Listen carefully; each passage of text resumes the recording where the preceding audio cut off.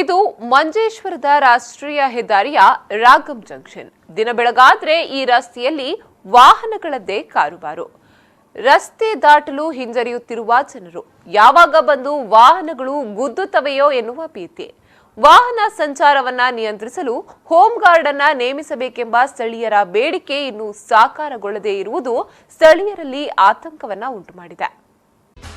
ದಿನನಿತ್ಯ ಈ ರಸ್ತೆಯಲ್ಲಿ ಬೆಳಿಗ್ಗೆ ಹಾಗೂ ಸಂಜೆಯ ವೇಳೆ ಅತ್ಯಧಿಕ ವಿದ್ಯಾರ್ಥಿಗಳು, ಕಾರ್ಮಿಕರು ಸೇರಿದಂತೆ ನೂರಾರು ಮಂದಿ ರಸ್ತೆಯನ್ನ ದಾಟುವಾಗ ಇಲ್ಲಿ ಅಪಾಯದ ಭೀತಿಯನ್ನ ಎದುರಿಸಬೇಕಾಗಿದೆ.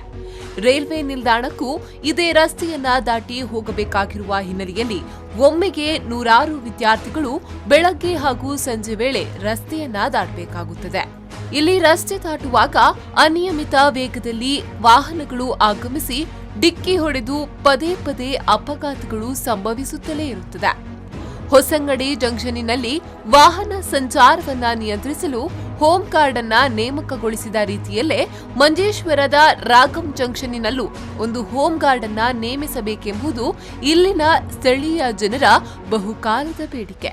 ಈ ಬಗ್ಗೆ ಸ್ಥಳೀಯ ಜನಪ್ರತಿನಿಧಿಗಳಲ್ಲಿ ಅದೆಷ್ಟೋ ಸಲ ಹೇಳಿಕೊಂಡ್ರೂ ಯಾವುದೇ ಫಲ ಕಂಡಿಲ್ಲವೆಂಬುದಾಗಿ ಇಲ್ಲಿಯ ನಾಗರಿಕರು ಹೇಳ್ತಿದ್ದಾರೆ. ಅಪಘಾತ ಸಂಭವಿಸಿದ ಬಳಿಕ ತೀರ್ಮಾನಕ್ಕೆ ಬರುವುದಕ್ಕಿಂತ ದುರಂತ ಸಂಭವಿಸುವುದಕ್ಕಿಂತ ಮುಂಚಿತವಾಗಿ ಸಂಬಂಧಪಟ್ಟವರು ಇತ್ತ ಕಡೆ ಗಮನ ಹರಿಸಬೇಕೆಂಬುದು ನಮ್ಮೆಲ್ಲರ ಆಶಯ.